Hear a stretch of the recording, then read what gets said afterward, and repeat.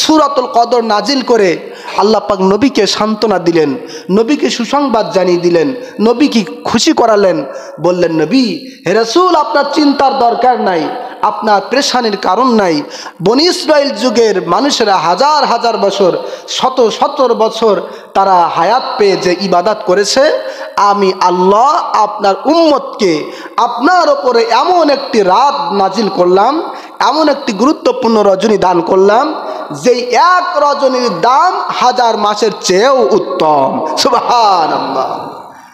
তাহলে আমাদের বয়স কম, আয়ু কম, রাতও কম, কিন্তু এক রাতের মর্যাদা ওই বনি ইসরাইলদের, তারা হাজার বছর ধরে ইবাদত করেছে, তাদের হাজার বছর ধরে ইবাদতের চেয়ে আমাদের এক রাত অর্থাৎ লাইলাতুল কদরের দাম কম না বেশি? জোরে বলেন। সেই লাইলাতুল কদরের মধ্যে আল্লাহ পাক কি বলছেন, প্রাণ খুলে শুনুন। আল্লাহ পাক বলছেন, ইন্না আনজালনাহু ফি লাইলাতিল কদর ওয়া মা আদরাকা মা লাইলাতুল কদর। মুখস্থ আছে সবার? সবার জানা আছে? আমার সাথে বলুন, ইন্না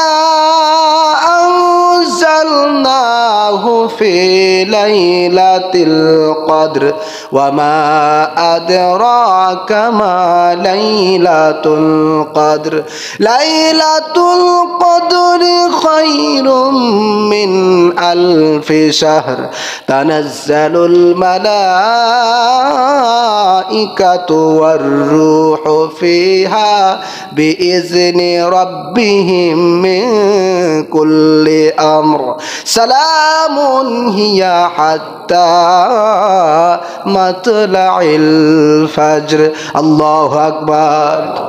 আল্লাহ রাব্বুল আলামিন আপনার আমার প্রাণ প্রিয় আখিরি নবীকে ডাক দিয়ে বলেন, হে রাসূল, হাবিব আপনি শুনুন, ইন্না আনজালনাহু ফি লাইলাতিল কদর, আমি আল্লাহ পাক, নিশ্চয় আমি আল্লাহ এক মহিমান্বিত রজনীতে, লাইলাতুল কদরের রজনীতে আমি আল্লাহ পাক লাউহে মাহফুজ থেকে দুনিয়ার আসমানে এই কোরআন নাজিল করেছি। সুবহানাল্লাহ। তাহলে লাইলাতুল কদর রজনীতে আল্লাহ পাক কোরআন নাজিল করেছেন। কি নাজিল করেছেন? জোরে বলেন। লাউহে মাহফুজ থেকে একেবারে দুনিয়ার আসমানে, আর দুনিয়ার আসমান থেকে নবীজির প্রতি সুদীর্ঘ 23 বছর ধরে ধরে ক্রমে ক্রমে ধাপে ধাপে আল্লাহ পাক কোরআনকে নাজিল করেছিলেন। সুবহানাল্লাহ। তবে একসাথে নাজিল করলেন আল্লাহ পাক এই লাইলাতুল কদরে লাউহে মাহফুজ থেকে দুনিয়ার আসমানে। বলেন সুবহানাল্লাহ। প্রিয় বাবাজিরা আমার, প্রিয় বন্ধুগণ আমার, আল্লাহ রাব্বুল আলামিন এবার বললেন, ওয়া মা আদরাকা মা লাইলাতুল কদর। হাবিব, এই লাইলাতুল কদরের রজনী আসলে কি আপনি কি জানেন? সুবহানাল্লাহ। আল্লাহ পাক লাইলাতুল কদরের রজনী বর্ণনা দিচ্ছেন, দিতে দিতে হঠাৎ করে প্রশ্ন করে বসলেন। সুবহানাল্লাহ বলুন। এই যে আপনারা আলোচনা শুনতেছেন, আলোচনা শুনতে শুনতে মনে করেন আধা ঘন্টা হয়ে যাচ্ছে, একঘেয়েমি আলোচনা শুনতেছেন, হঠাৎ করে তার ফাঁকে যদি আমি কাউকে প্রশ্ন করি, তাহলে সব অলসতা দূর হয়ে আমার প্রশ্নের প্রতি আপনাদের মনোযোগ বেড়ে যাবে। ঠিক কিনা বলুন? তো আল্লাহ পাক লাইলাতুল কদর রজনীর আলোচনা শুরু করেছেন। শুরু করে এক আয়াত নাজিল করার পরে আল্লাহ পাক বলছেন, ওয়ামা আদরাকা মা লাইলাতুল কদর। হে হাবিব, আপনি কি জানেন লাইলাতুল কদর কি? সুবহানাল্লাহ। অর্থাৎ নবীকে সহ সমস্ত উম্মতদেরকে, সমস্ত বান্দাবান্দীদেরকে আল্লাহ পাক আকর্ষণ করার জন্য হঠাৎ করে আবার প্রশ্নবোধক চিহ্ন ব্যবহার করলেন। সুবহানাল্লাহ বলুন। সম্মানিত হাজিরিন, আল্লাহ রাব্বুল আলামিন প্রশ্ন করলেন, প্রশ্ন করার সাথে সাথে আবার তিনি উত্তর বলে দিলেন, লাইলাতুল কদরি খায়রুম মিন আলফি শাহর। হাবিব, ভালো করে শুনুন, ভালো করে জেনে নিন, এই লাইলাতুল কদর হলো হাজার মাসের চেয়ে উত্তম। সুবহানাল্লাহ। আগে প্রশ্ন, সঙ্গে সঙ্গে তাৎক্ষণিক জবাব কে দিলেন? জোরে বলেন, আল্লাহ পাক। সম্মানিত হাজিরিন, আল্লাহ রাব্বুল আলামিন তারপরে বলেন, তানাজ্জালুল মালাইকা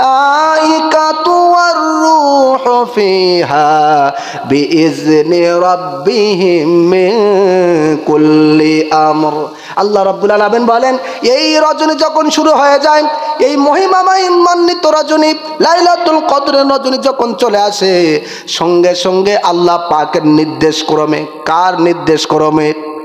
জোরে বলুন, কার নির্দেশ ক্রমে? আল্লাহ পাকের নির্দেশ ক্রমে আগামী একটি বছরের জন্য কিছু সিদ্ধান্ত নিয়ে আল্লাহ রব্বুল আলামিনের নির্দেশ ক্রমে হযরত জিবরিল আমিন দুনিয়ার আসমানে অর্থাৎ দুনিয়াতে অবতীর্ণ হন। সুবহানাল্লাহ। আগামী একটি বছরের চূড়ান্ত সিদ্ধান্ত নিয়ে দুনিয়ায় আসেন। কোথায় আসেন? জোরে বলেন। আগে আমরা শুনেছি লাইলাতুল বরাত, শবে বরাতের রাতে আল্লাহ পাক সিদ্ধান্ত গ্রহণ করেন, ঠিক কিনা বলুন? আর ওই সিদ্ধান্ত চূড়ান্ত বাস্তবায়ন করার জন্যে লাইলাতুল কদরের রজনীতে আল্লাহ পাক ফেরেশতাদের হাতে অর্পণ করেন। সুবহানাল্লাহ। সম্মানিত হাজিরিন, এই আয়াতে কারিমার পরে আল্লাহর পাক রব্বুল আলামিন বলেন, সালামুন হিয়া হাত্তা মাতলাইল ফাজর। আল্লাহ পাক বলেন, হাবিব, এই রজনীর শুরু থেকে ফজরের আগ পর্যন্ত আমি আল্লাহ তাআলার পক্ষ থেকে সালাম, শান্তি, রহমত, বরকত, মাগফিরাত, নাজাত শুধু নাজিল হতে থাকে। সুবহানাল্লাহ। সালামুন হিয়া হাত্তা মাতলাইল ফাজর, একেবারে ফজরের আগ পর্যন্ত। বলেন সুবহানাল্লাহ। সম্মানিত হাজিরিন, এবার শুনুন হাদিস। আল্লাহর হাবিব বলেছেন, ইদা কানা লাইলাতুল কদর নাযালা জিবরিল আলাইহিস সালাম ফি কাবকাবাতিন মিনাল মালায়েকা। নবীজির পাক জবান মোবারকের বর্ণনা। আল্লাহর হাবিব বলেন, যখন লাইলাতুল কদরের রজনী শুরু হয়ে যায়, সঙ্গে সঙ্গে হযরত জিবরিল আমিন একদল ফেরেশতাদেরকে নিয়ে দুনিয়াতে অবতীর্ণ হন। সুবহানাল্লাহ। কি করেন এবার? তাদের কাজ কি?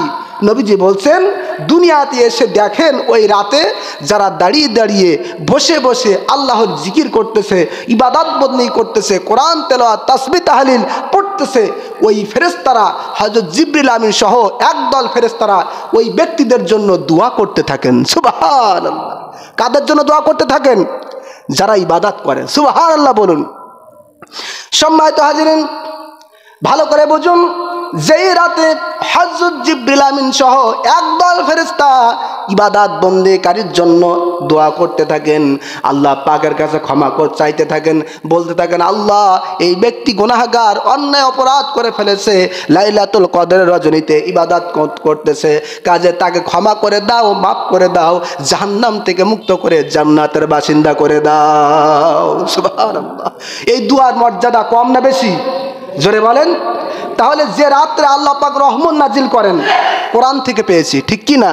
যে রাতে আল্লাহ পাক শান্তি, বরকত, মাগফিরাত নাজিল করতে থাকেন, ফেরেশতারা দোয়া করতে থাকেন, সেই রাতে আমরা কি কেউ ঘুমিয়ে থাকতে পারি? জোরে বলেন। কেউ ঘুমিয়ে থাকতে পারি? পারি না। তাহলে কি করব? আরেকটা হাদিস শোনাই। আল্লাহর হাবিব বলেন, ওয়ামান কামা লাইলাতুল কদরি ঈমানান ওয়া ইহতিসাবান গুফিরা লাহু মা তাকদ্দামা মিন যামবিহি।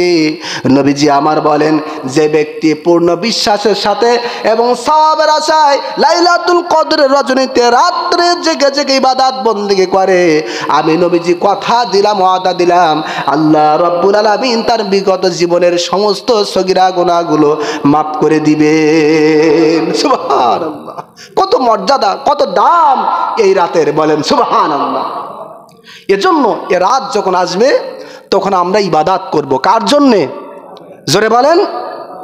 সম্মানিত হাজিরিন, আল্লাহর হাবিব এই লাইলাতুল কদরের সুসংবাদ পেয়ে নবীজি খুশি হয়ে গেলেন। মনে আছে প্রথমের কথা? ওই যে নবীজিকে বলা হলো, আল্লাহ পাক বললেন, হাবিব, আপনি চিন্তা করেন না, আপনার উম্মতের বয়স কম, কিন্তু তাদের এমন রাত দিব, এমন লাইলাতুল কদর দান করব যে এক রাতের মর্যাদা 1000 মাসের চেয়ে উত্তম। সুবহানাল্লাহ। সে কথা কি মনে আছে? আল্লাহর হাবিব খুশি হয়ে গেলেন। আল্লাহর হাবিব খুশিতে ভরপুর হয়ে গেলেন। উম্মতদেরকে, সাহাবায়ে কেরামদেরকে লাইলাতুল কদরের রজনীর সঠিক দিন তারিখ জানিয়ে দেওয়ার জন্য নবীজি বাহির হয়ে গেলেন। হুজরা মুবারক থেকে বাহির হলেন।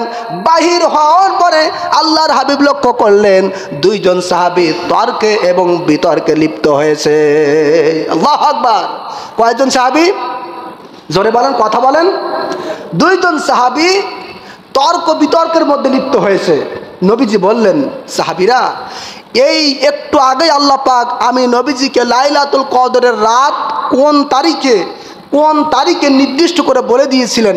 আমি নবীজি খুশি হয়ে তোমাদেরকে জানানোর জন্য এসেছিলাম, কিন্তু তোমাদের তর্ক বিতর্ক, তোমাদের ঝগড়া ফাসাদের দিকে লক্ষ্য করেই আমি নবীজির অন্তর থেকে, কলব থেকে আল্লাহ পাক সঠিক লাইলাতুল কদরের তারিখটা উঠিয়ে নিয়েছেন। সুবহানাল্লাহ। কি আমরা অনেক সময় ভুলে যাই, ঠিক কিনা বলেন? মনে করেন একটা গুরুত্বপূর্ণ কোনো বিষয় নিয়ে আলোচনা করার জন্য এখানে বসেছি, সামনে হঠাৎ করে হট্টগোল শুরু হয়েছে। আপনাদের ওই হট্টগোলের দিকে লক্ষ্য করতে যে আমার ওই গুরুত্বপূর্ণ কথাটাই মনে নাই, কি এমন হয় কিনা? আপনারও হওয়াটা স্বাভাবিক কিনা? স্বাভাবিক। নবীজি বলছেন, আমার উম্মতেরা, সাহাবীরা, আমি সঠিক লাইলাতুল কদরের দিন তারিখ জানিয়ে দেওয়ার জন্য বাইর হয়েছিলাম, কিন্তু তোমাদের হট্টগোল, তোমাদের ঝগড়া ফাসাদ, তর্ক বিতর্ক দেখে আমি নবীজির অন্তর থেকে আল্লাহ পাক লাইলাতুল কদরের সঠিক দিন তারিখটা উঠিয়ে নিয়েছেন। সুবহানাল্লাহ। তবে আমি নবীজি বলে দিলাম, ওয়া আসা আন ইয়াকুনা খায়রাল লাকুম, আমি নবীজি এই যে ভুলে গিয়েছি, এই ভুলে যাওয়াটা তোমাদের জন্য কল্যাণকর বলে আমি নবীজি আশা করি। সুবহানাল্লাহ।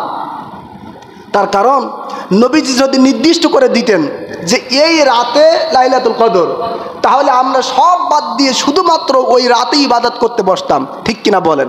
আর যেহেতু নির্দিষ্ট নয়, সেহেতু আমরা বেজোড় সংখ্যার রাতগুলো সবটাই কম বেশি ইবাদত করি, 2 রাকাত হলেও নামাজ পড়ি, ঠিক কিনা বলেন? তাহলে যেহেতু ইবাদত বেশি, সেহেতু কল্যাণও বেশি, ঠিক কিনা? সম্মানিত হাজিরিন, নবীজি বললেন, আমি যেহেতু ভুলে গিয়েছি সঠিক দিন তারিখ, তবে একটা ইঙ্গিত, একটা ইশারা আমি দিয়ে দেই। মাহে রমজানের বেজোড় সংখ্যার রাতগুলোতে, শেষ দশকের বেজোড় সংখ্যার রাতগুলোতে তোমরা লাইলাতুল কদর তালাশ করবে। সুবহানাল্লাহ। সঠিক দিন তারিখ মনে নাই, তবে একটা ইশারা হলো মাহে রমজানের শেষ দশকের বেজোড় সংখ্যার রাতগুলোতে তোমরা লাইলাতুল কদর তালাশ করবে, তাহলে এক রাতে না এক রাতে তোমরা লাইলাতুল কদর পেয়েই যাবে। সুবহানাল্লাহ। সেই রাতগুলো কি? 21তম রাত, 23তম রাত, 25তম রাত, 27তম রাত এবং 29তম রাত। মনে থাকবে?